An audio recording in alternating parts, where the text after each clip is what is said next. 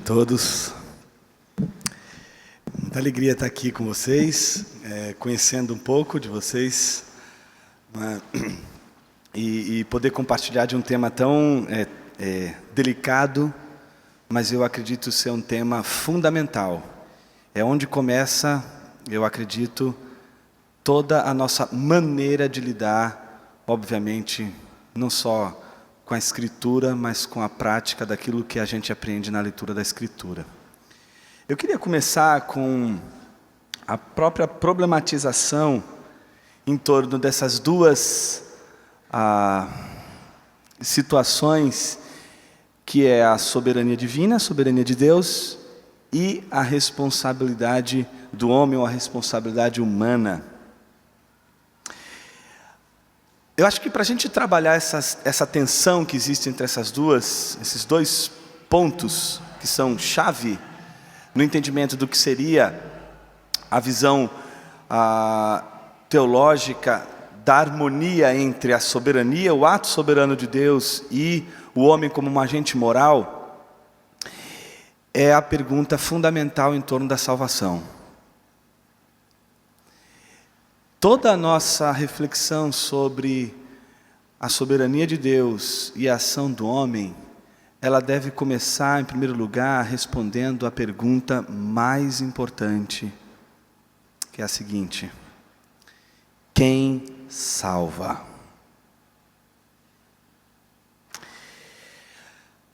Talvez a gente pudesse pensar em duas possibilidades de resposta para essa pergunta. Quem salva? A gente poderia dizer, ora, Deus salva, claro que Deus salva, mas o homem de alguma forma contribui para esse ato de Deus. Bom, mas em que medida o homem contribui para essa salvação de Deus? Tipo assim, 0,00000001 é a contribuição do homem. E esse 0,000001, que é a contribuição do homem, é justamente a condição sem a qual não há salvação. Então, por mais que toda a obra de salvação e o ato salvífico seja de Deus, o ônus maior seja de Deus, se não houver esse 0,00001 da ação do homem, que aponta para a responsabilidade do homem, então não acontecerá, obviamente, a salvação. Esse tipo de raciocínio é considerado o raciocínio sinergista, onde há uma espécie de sinergia entre a ação de Deus e a ação do homem no que diz respeito à obra da salvação. Entretanto, existe uma outra maneira de responder isso, dizendo, não, eu não consigo imaginar que o homem possa, em hipótese alguma, mesmo que seja 0,00001, ser fundamental, ser condição sine qua non para a salvação do homem, porque isso me impediria de glorificar a Deus na plenitude do seu poder salvífico. Eu só conseguiria glorificar a Deus e exaltá-lo sobremaneira e ser grato pela obra da salvação se ela fosse algo inteiramente exclusivo de Deus, da parte de Deus, onde não haveria nenhum resquício, nenhum pontinho, absolutamente nada que eu pudesse dizer, nem 0,00001 que eu pudesse dizer, olha, eu contribuí com isso, eu fiz isso e por isso recebi a graça da salvação de Cristo Jesus. Essa posição é a posição considerada do ponto de vista contrário, vamos dizer assim, do sinergismo, seria o monergismo, a ideia de que a salvação ela é toda um ato de Deus. Então, nesse sentido, uma perspectiva monergista ou monergística, ela entenderia que apenas Deus e somente Deus é responsável pela salvação do homem. E ela está respaldada sob um argumento bíblico extremamente sólido, extremamente forte, e que eu gostaria de convidar você a abrir sua Bíblia em Efésios capítulo 2, Me parece ser a passagem clássica, robusta, fundamental, para entendermos que a salvação, ela é inteiramente uma obra de Deus. Eu queria dar atenção especial aos versículos 8 e 9 do capítulo 2 de Efésios.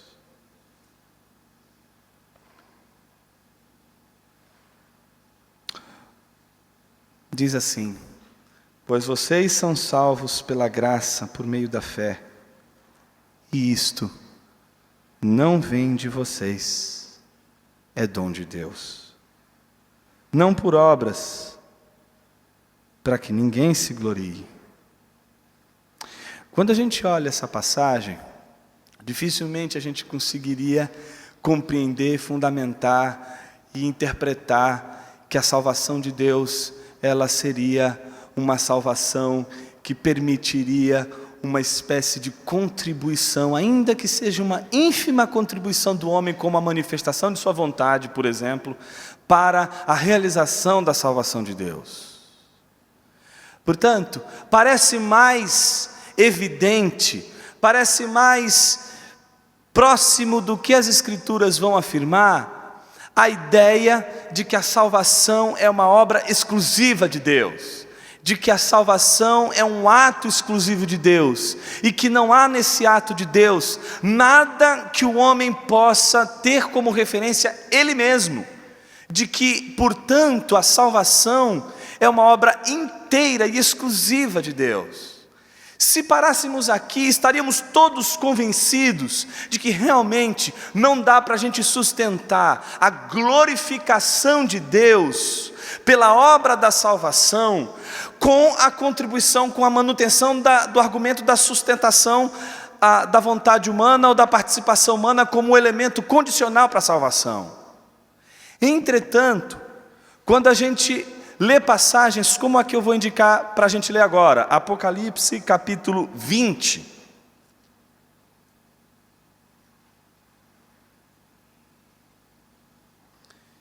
Do versículo 11 ao versículo 13, diz o seguinte: depois vi um grande trono branco e aquele que nele estava assentado. A terra e o céu fugiram da sua presença e não se encontrou lugar para eles. Vi também os mortos, grandes e pequenos, em pé diante do trono, e livros foram abertos. Outro livro foi aberto, o livro da vida. Os mortos foram julgados de acordo com o que tinham feito, segundo o que estava registrado nos livros. O mar entregou os mortos que nele havia, e a morte e o Hades entregaram os mortos que neles havia. E cada um foi julgado de acordo com o que tinha feito. Nosso problema começa quando, depois de fundamentada a ideia, a noção de que a salvação ela só pode ser sustentada pela exclusividade de Deus na sua ação salvadora, é lidar com as outras passagens que afirmam determinados contextos, como esse que a gente viu de juízo, em que somos condenados exatamente de acordo com aquilo que havíamos feito, ou de acordo com a responsabilidade que cabia ao homem. De que, portanto, em alguma medida, não poderíamos dizer que somos julgados pela mera vontade soberana de Deus. De que não somos condenados porque um dia Deus, no seu supremo concílio, vamos dizer assim, Ele disse assim: olha, esses daqui vão, esses daqui não vão, sem que esse ato divino de eleição não viesse a partir já da condenação de toda a criação humana, de todos os homens criados por Deus. Então, nesse sentido, não haveria a possibilidade de entendermos absolutamente a nossa condenação pela mera vontade de Deus, como se fôssemos condenados por Deus sem uma razão, como se fôssemos condenados sem um motivo, como se fôssemos condenados sem o entendimento de que houve uma participação da nossa ação, do nosso ato, e portanto somos responsáveis pela condenação. O grande ponto dessa discussão é como harmonizar isso.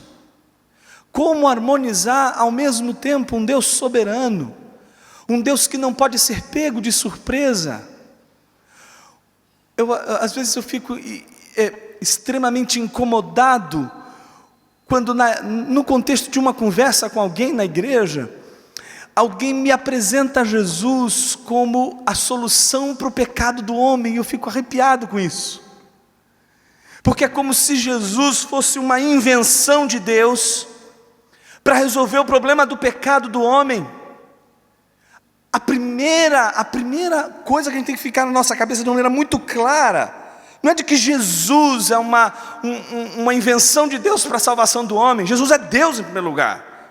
João capítulo 1, versículo 1 diz que no princípio era o Logos estava com Deus e o Logos era Deus. Ele estava no princípio com Deus e todas as coisas foram feitas por intermédio dele. Sem ele, nada do que foi feito se fez. Então ele é o criador de tudo. Então não é uma coisa do tipo, Deus está ali olhando para Adão, vendo que Adão vai pecar, mas assim, dependendo da atitude de Adão, ele chama Jesus, que é uma espécie de plano B. Sabe o que é um plano B? Plano B é uma coisa assim, olha, eu queria que fosse o plano A, mas se o plano A não der certo, a gente chama o plano B. Quando eu prestei para a faculdade de filosofia, na verdade eu tinha prestado para sociologia. Quando eu passei quando eu vi que meu nome estava lá na lista e fui fazer a matrícula, aí eu vi que já na primeira chamada tinha a vaga remanescente para filosofia. Caramba, ninguém quer saber estudar filosofia. Falei, você quer saber uma coisa? Não vou fazer sociologia não, eu estava meio em dúvida, eu falei, vou fazer filosofia. Eu perguntei para a moça, posso fazer filosofia? A moça disse assim, olha, o senhor pode, mas por que você vai fazer isso? Eu falei, não, põe aí, na filosofia. Qual não foi a minha surpresa? Quando o primeiro dia de aula, tinha uns 80 alunos, 70, 80 alunos. Eu falei, uau, quanta gente interessada em estudar filosofia. Qual não foi a minha surpresa? Quando eu descobri que, na verdade, das 80 pessoas, 70 pessoas, mais ou menos, estavam fazendo do curso de filosofia apenas um plano B. Todas elas prestaram para direito, mas elas não conseguiram passar em direito, e disseram o seguinte, a gente entra em filosofia, e no final do ano, ou no meio ou final do ano, a gente presta transferência para o curso de direito. Está entendendo o que é o plano B? O plano B é isso, você não vai fazer o que você quer, você vai fazer uma coisa que você não quer, para você ter o que você quer. Não é? O meu curso de filosofia terminou comigo e mais um, e a minha formatura, esse meu colega faltou. Mas enfim, o que eu estou querendo dizer com tudo isso? Que todas as vezes que a gente olha para o plano redentivo, e a gente entende que tudo aquilo que está acontecendo ali, está à mercê das ações do homem, e inevitavelmente Jesus será o plano B, não tem como. Se você colocar um resquício, um pontinho de toda a decisão de Deus no seu ordenamento, na sua provisão, na sua realização de vontade, para o ordenamento do cosmos, para o ordenamento do mundo, a gente está colocando Deus não só refém do homem, a gente está transformando a obra de Jesus num plano B.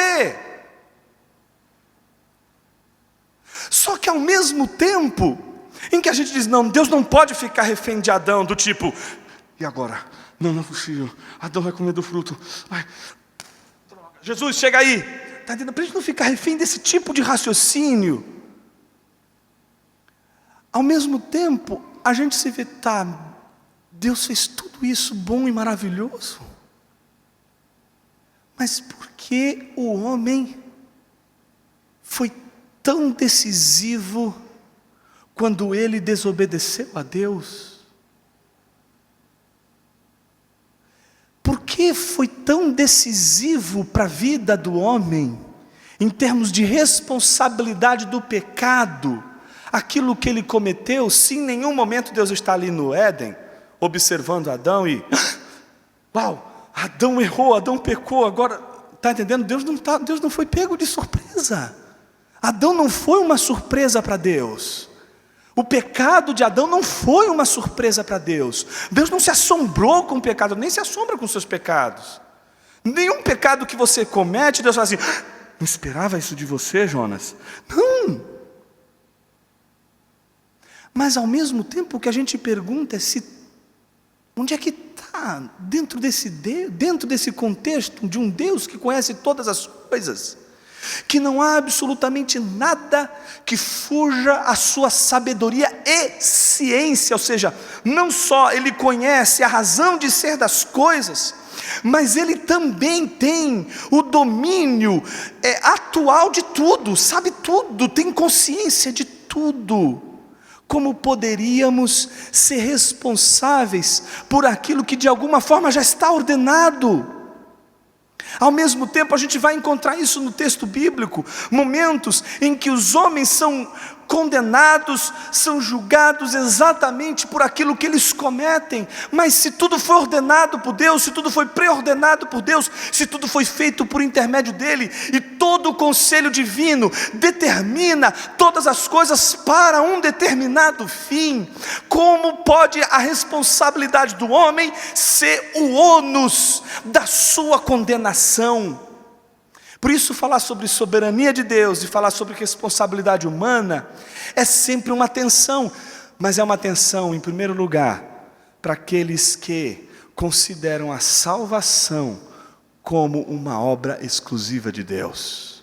Por isso eu quero dizer que essa tensão só pode ser mantida por quem quer glorificar a salvação como uma obra exclusiva de Deus.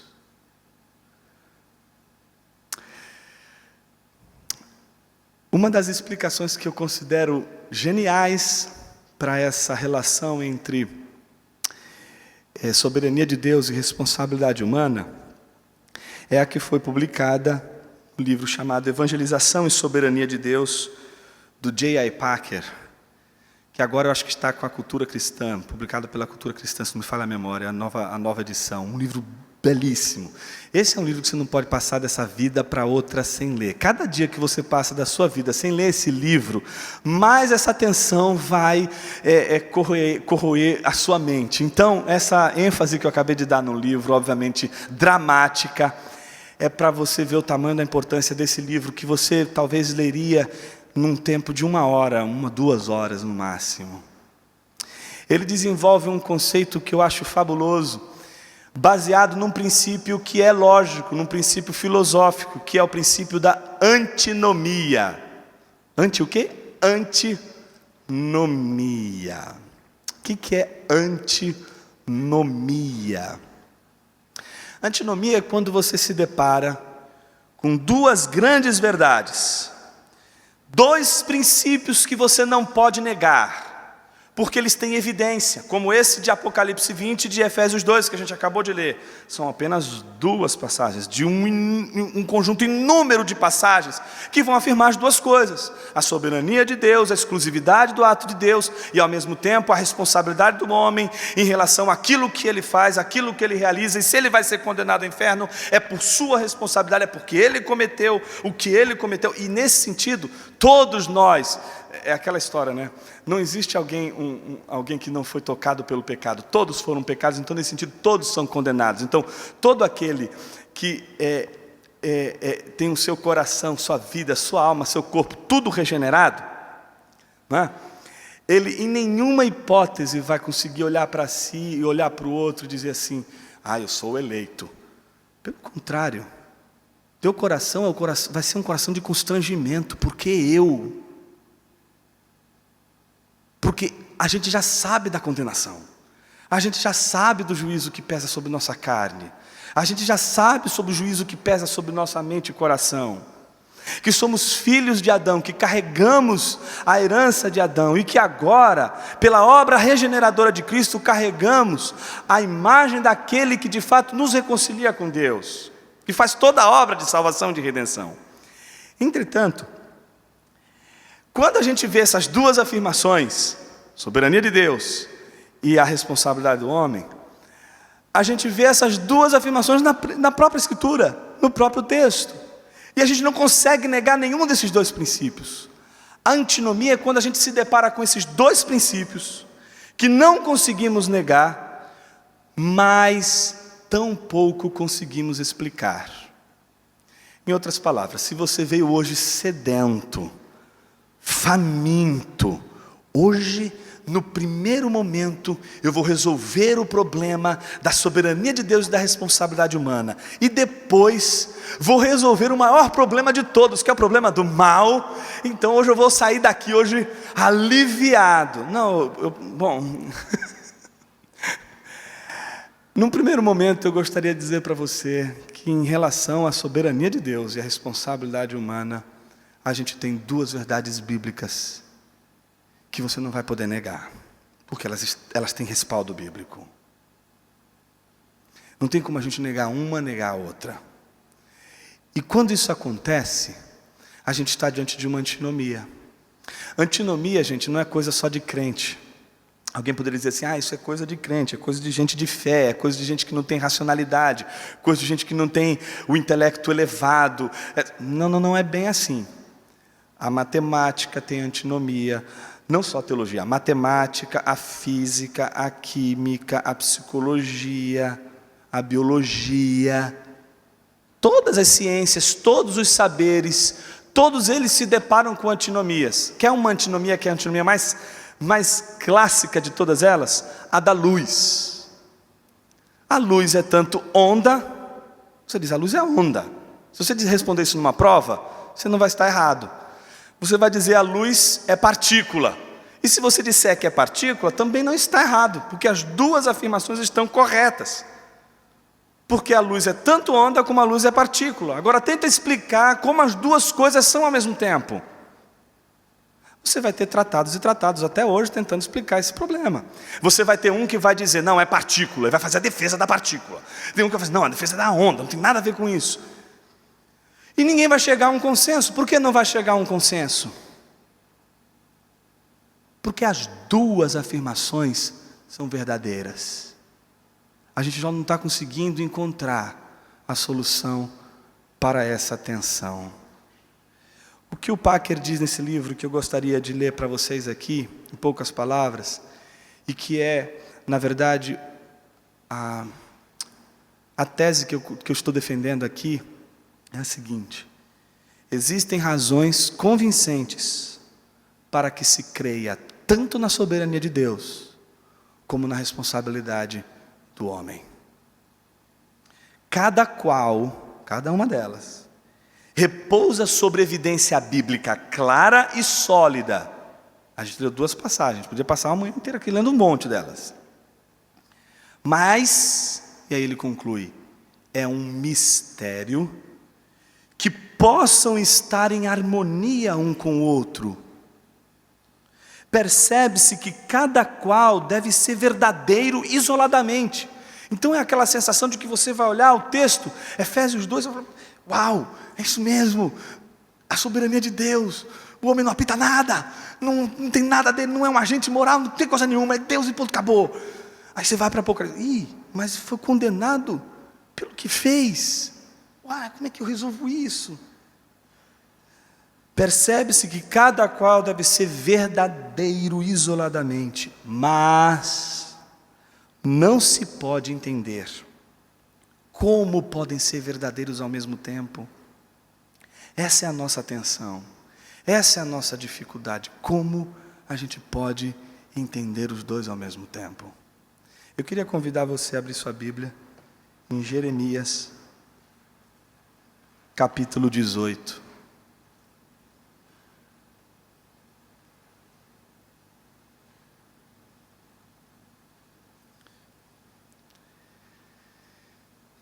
Os medievais diziam o seguinte sobre a Trindade: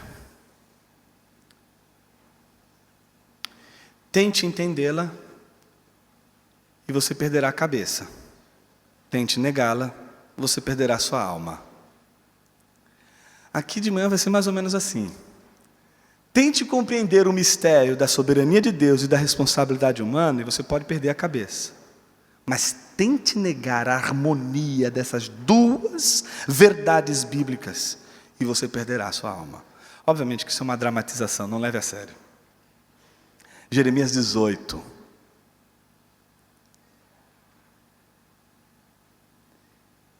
Esta é a palavra que veio a Jeremias da parte do Senhor. Então vem a palavra de Deus a Jeremias, ordenando ele: vá à casa do oleiro e ali ouvirá a minha mensagem. Então a missão dele é ir até a casa do oleiro e lá ele vai ouvir a mensagem.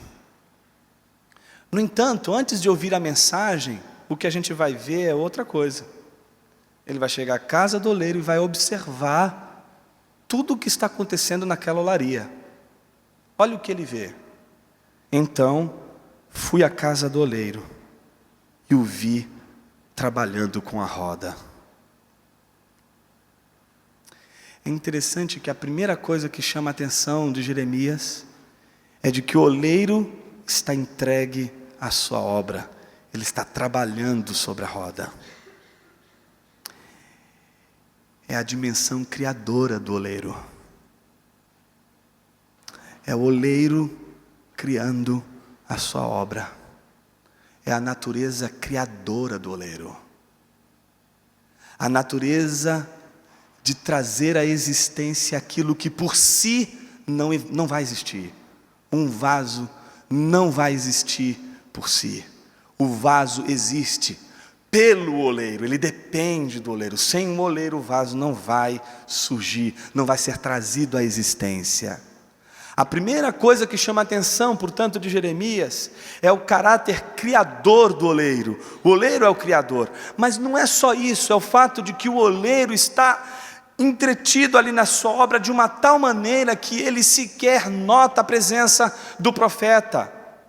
O oleiro está entregue à sua obra, não há absolutamente nada que possa roubar a atenção do oleiro em relação à sua obra.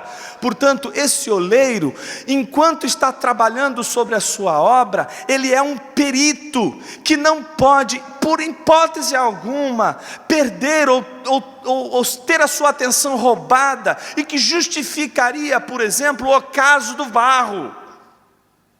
Ou seja, estamos diante de um oleiro que está com os olhos fixos na sua obra, nada que acontece à sua volta rouba a sua atenção. É como você está conversando com alguém, já viu você conversar com alguém, está falando com ele e tal, de repente aconteceu alguma coisa do lado e ele perdeu a atenção em relação a você. Já aconteceu isso? E aí ele volta a olhar para você, mas a cabeça dele não está mais ali. E aí você está falando com ele e você percebe que ele está pensando em outra coisa, menos do que você está dizendo. Você fala: ô fulano! Aí ele fala: desculpa, eu perdi a atenção e tal. Esse tipo de situação não acontece aqui com o oleiro. Não se trata de um oleiro desatencioso, mas de um oleiro entregue à sua obra, perito, que faz as coisas com perfeição. Então a primeira coisa que eu queria chamar a tua atenção nesse texto é que estamos diante do ato criador, que é um ato exclusivo do oleiro. O barro não joga papel fundamental nenhum na sua formação. Barro não se forma, barro é formado. Barro não faz, barro é feito. Então toda a ação do oleiro está sobre o barro. Mas olha o que o texto diz. Mas o vaso de barro que ele estava formando estragou-se em suas mãos. Se por um lado a gente conhece a natureza criadora do oleiro, nesse segundo aspecto daquilo que Jeremias está descrevendo, o que a gente vê é a natureza do vaso. Qual que é a natureza do vaso? O texto não diz que foi assim, o oleiro estava ali, perdeu a atenção e estragou a sua obra. O oleiro não é o responsável pelo estrago. Ele não é o responsável pelo desastre do vaso. O que o texto diz e que chama a atenção de Jeremias é que o barro se estragou. Nós temos esse potencial de sermos autoestragáveis, de a despeito desse santo oleiro que possui a natureza do Criador ou da criação, nós temos essa capacidade de estragar tudo. É da natureza do barro se estragar. Portanto, não é a responsabilidade, o que o texto está tentando mostrar para a gente é que não é a responsabilidade do oleiro. O oleiro tem domínio sobre o barro. O oleiro tem, essa é uma verdade que a gente não pode abrir mão nunca. Quem tem domínio sobre o barro é o oleiro. É ele que exerce o poder, é ele que exerce o controle, é ele que exerce a atividade principal na vida do barro, que é fazer o barro ser alguma coisa. Esse ato de ser do barro depende, não é parcialmente, é exclusivamente do oleiro. Se o oleiro não fizer, o barro não vai ser feito vaso. Entretanto, se o barro estraga, se algo acontece que estraga o barro, isso não é de responsabilidade do oleiro, mas isso é de responsabilidade do barro. Mas o problema, ou a solução, é de que nem para se estragar, o barro consegue se livrar do oleiro. Até para se estragar, o barro se estraga nas mãos do oleiro. Não há homem na face da terra que não se estrague e que não esteja debaixo do domínio e da soberania de Deus. Todo homem que se estraga, ou ao se estragar, por natureza todos já somos estragados, não é? O problema é como a gente é redimido. Isso é uma outra história. Essa coisa dentro de nós, que faz parte da nossa natureza e que é essa dimensão destrutiva que a gente carrega dentro de nós, que faz com que a gente destrua coisas maravilhosas que a gente está vivendo e que Deus está proporcionando. A gente não pode dizer em absoluto que foi obra de Deus e que Deus é responsável. Se algo está ruim na minha vida, se algo está ruim na tua vida, e você tem orado todos os dias: Senhor, Tu és soberano sobre todas as coisas, minha vida está em Tuas mãos, e eu não faço e não realizo nada segundo o Teu querer e Tua vontade.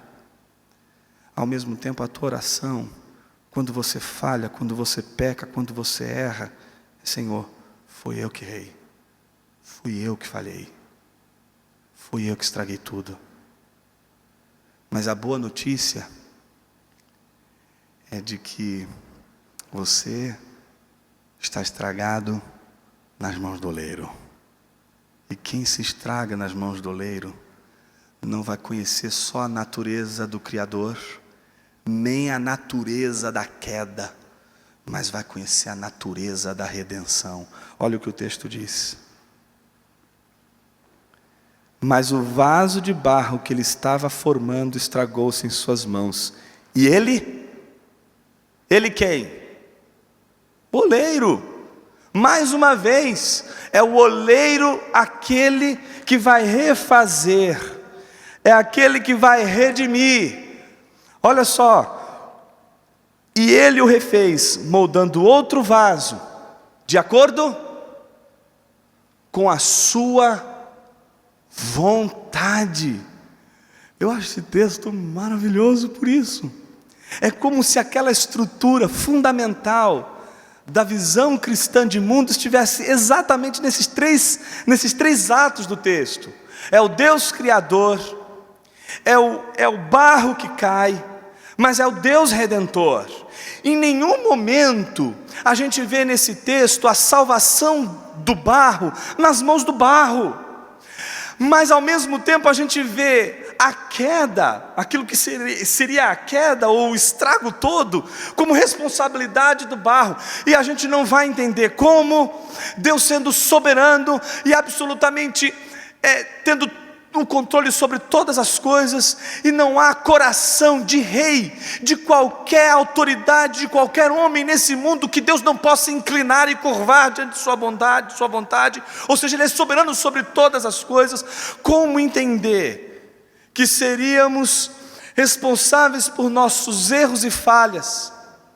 Eu acredito que a gente só consegue entender isso se em algum momento de nossas vidas a gente mergulhar exatamente nessa tensão, que é a confissão ao mesmo tempo da obra salvadora de Deus, e ao mesmo tempo o nosso reconhecimento do quanto somos responsáveis pela nossa queda.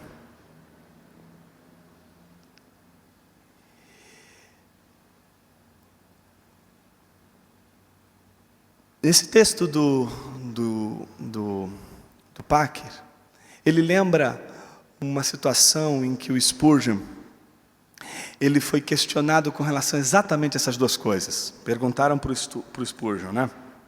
Spurgeon, é possível reconciliar essas duas verdades?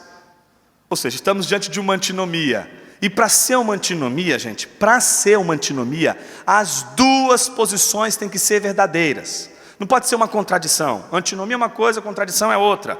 Antinomia não tem nada a ver com contradição, porque são duas verdades inquestionáveis, indubitáveis, estão ali com evidência, no nosso caso aqui, com evidência farta da Bíblia.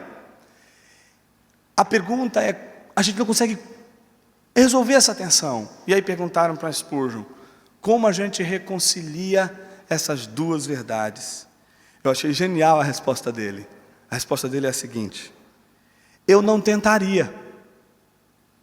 Como assim você não tentaria reconciliar a soberania de Deus com a responsabilidade humana?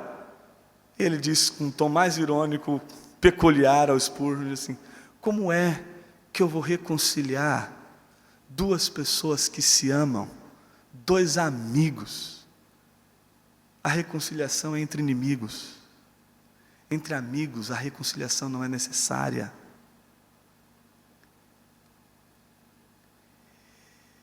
Talvez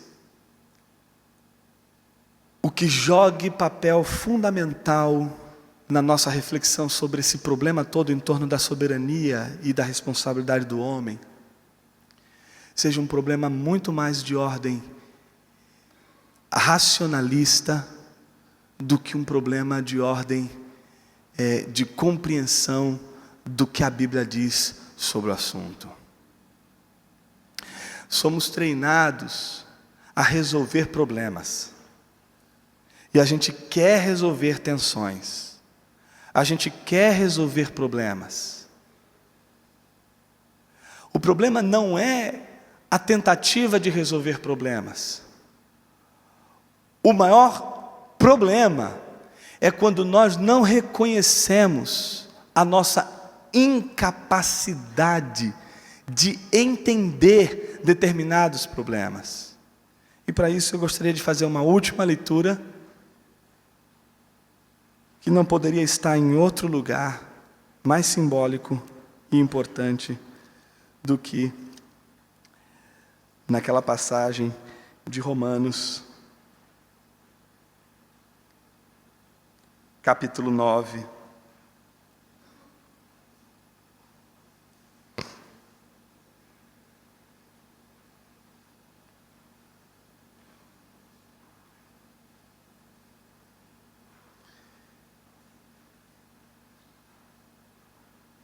versículo 19.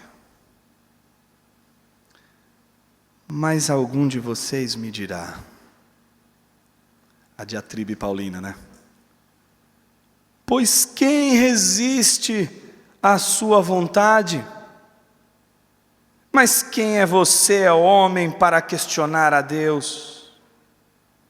Acaso aquilo que é formado pode dizer ao que o formou: por que me fizeste assim? O oleiro não tem direito de fazer do mesmo barro um vaso para fins nobres e outro para uso desonroso.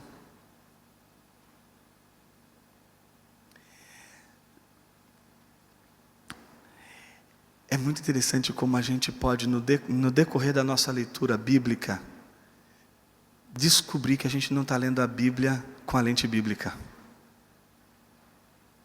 É desesperador quando isso acontece. Porque a primeira coisa que a gente percebe quando a gente descobre que a nossa lente não é uma lente provida pela própria Escritura, é de que toda a nossa leitura da Escritura até então foi comprometida por essa lente. E se essa lente está equivocada, isso significa que a gente precisa ler novamente. E às vezes me parece que é muito mais fácil a gente acomodar Deus dentro de nossos parâmetros lógicos, do que a gente fazer o movimento contrário, que é o movimento da humildade, da humilhação, do reconhecimento de que a palavra de Deus, ela é a regra fundamental, é a regra de ouro da nossa inteligência. A gente tem uma dificuldade enorme de lidar com a nossa ignorância. E eu acho que o maior problema na relação dessa tensão entre soberania de Deus e responsabilidade humana é o nosso orgulho, que é justamente essa nossa natureza, ainda que, sabe, tentando compreender as coisas de Deus com uma mentalidade que não é a mentalidade de Cristo.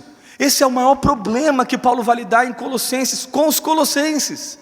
Antes de ele falar sobre os problemas práticos que os colossenses estavam enfrentando, que era problema no casamento, problema na relação entre pais e filhos, problema entre a relação entre senhor e escravo, escravo entre senhor, a primeira coisa que ele vai dizer, peraí, para tudo.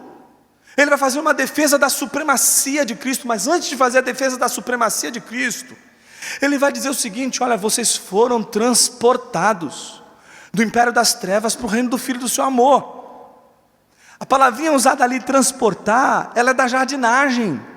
Não é muito diferente você pegar assim, olha, esse livro que está aqui. Aí eu pego e transporto esse livro daqui para cá e ponho ele aqui. Isso seria tirar de um lugar e colocar no outro. É óbvio que o texto está dizendo isso, que tem uma transposição. Entretanto, se você pensar que houve um transplante, a ideia de que como é que você tira uma planta de um lugar e planta em outro? Você tira com raízes de um lugar, e aí você tem que plantar em outro, e nesse outro terreno essa planta vai ter que se habituar. O que Paulo está dizendo é que vocês foram plantados num outro terreno. Se naquele terreno vocês eram ego-referentes, se vocês tinham apenas vocês mesmos como referência, se você, mulher, se submetia ao seu marido por você mesmo, porque você quer, ou o marido, ou o pai, não aborrecia o filho porque ele olhava para si mesmo, agora a dimensão é outra. Mulheres, sejam submissas aos seus maridos, mas logo em seguida Paulo vai dizer, como convém a Jesus, como convém ao Senhor. A mesma coisa em relação aos escravos que tentavam, não é, de alguma forma, passar a perna no seu Senhor. Diz, olha, vocês não podem fazer isso, porque vocês têm um Senhor. A mesma coisa vai dizer para o Senhor, olha, vocês também têm um Senhor. O tempo todo eles estão chamando a atenção para o fato do senhorio de Cristo. Paulo está chamando a atenção para isso, porque enquanto a nossa mente não for modificada e submetida à soberania de Cristo, ao ponto de a gente entender que não há absolutamente um espaço de nossa existência, de nossos atos, que Ele não seja soberano, que Ele não domine, que Ele não seja rei, então a gente vai ter uma leitura sempre equivocada da nossa maneira de fazer e de lidar com as coisas. Me parece que boa parte da nossa leitura da Escritura é uma leitura onde a gente pode forjar Deus à nossa imagem, como se Deus não tivesse vontade, como se Deus fosse uma máquina super, hiper, mega poderosa. Você não pode destruir essa máquina, você não pode descobrir o segredo e destrancar o segredo dessa máquina. Ela é mais poderosa que você, ela é mais forte que você, mas ela é uma máquina, e como toda máquina, ela obedece a mecanismos que seriam mecanismos lógicos, tais como aqueles que você encontra nas máquinas, como por exemplo, aquelas máquinas que você enfia um cartãozinho, sabe? E aí sai dinheiro de lá. Então, mais ou menos assim, como se fosse uma máquina que obedecesse a comandos, como se Deus não tivesse vontade.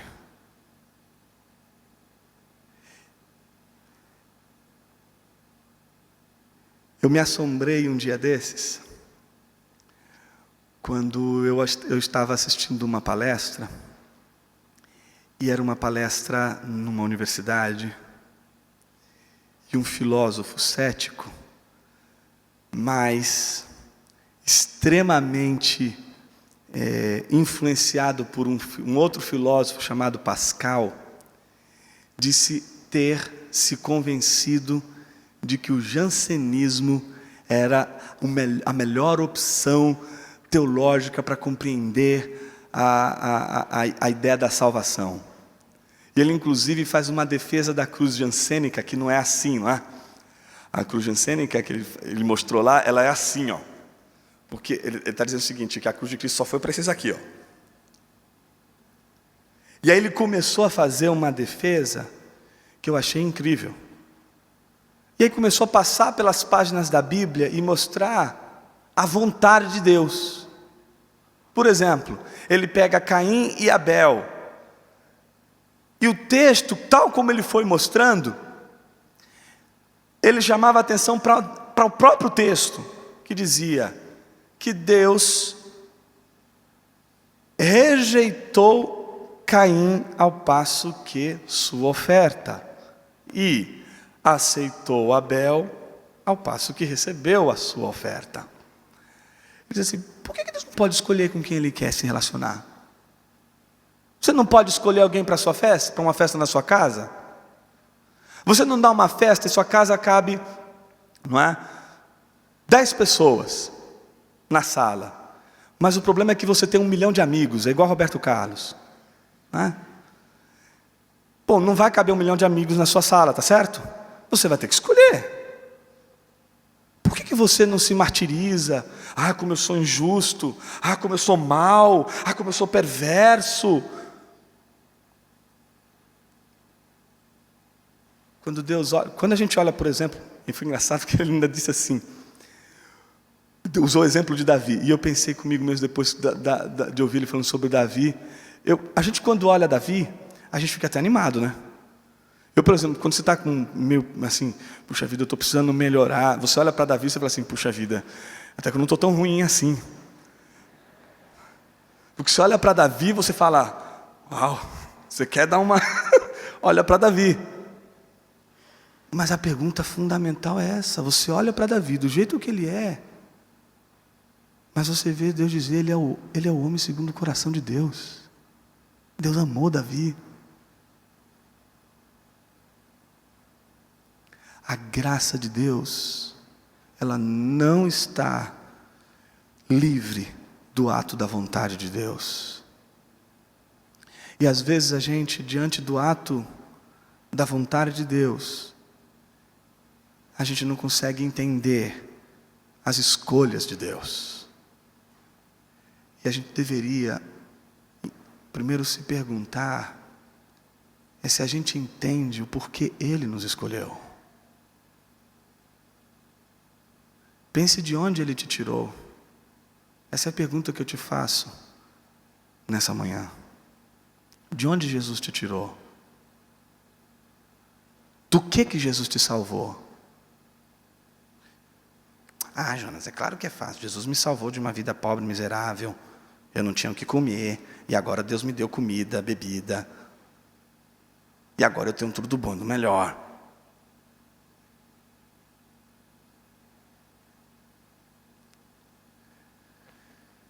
Não é possível a gente estar diante de Deus e da sua graça salvadora e não dizermos para Ele, Senhor, obrigado, porque eu não mereço a tua salvação, porque eu não mereço um dia de vida nesse mundo, porque eu não mereço respirar, porque eu não mereço sentir a alegria da tua presença, porque eu não mereço ser usado pelo Senhor, eu não mereço ser sequer instrumento do Senhor.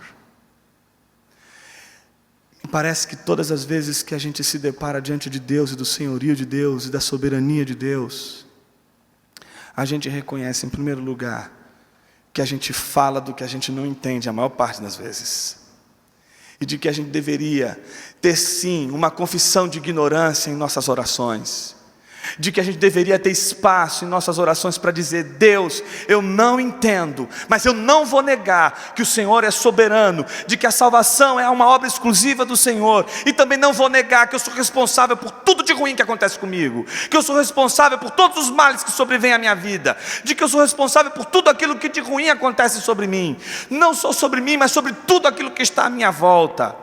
Quando o navio está indo a pique, não vai a pique, mas quando ele está indo a pique lá com Jonas, não é só Jonas que está sofrendo perigo, todo o navio, toda a tripulação está em perigo. Quando nós estamos em distanciamento de Deus, não é só a gente que sofre, é o mundo todo à nossa volta que está sofrendo. E a responsabilidade do navio estar passando pelo que está passando é nossa. Embora Deus seja soberano sobre todas as coisas, quando o navio está afundando e os homens estão perguntando de quem é a responsabilidade, a gente tem que aprender a dizer: sou eu, Senhor. Fui eu que peguei o navio errado. Sou eu que estou contra. Sou eu que estou nadando contra. Me parece que enquanto a gente não assumir essas duas verdades, não só a gente vai negar as Escrituras, mas a gente vai oferecer soluções simplistas que certamente podem resolver momentaneamente a inquietude do nosso pensamento, mas não vão humilhar a nossa mente o suficiente para a gente se curvar diante da palavra de Deus e dizer: Senhor, não sei, quem sou eu para questionar a tua maneira de agir e a tua maneira de escolher e de determinar os meus caminhos? Quem sou eu para negar que tudo aquilo que de fato eu poderia ser condenado, a responsabilidade é toda minha?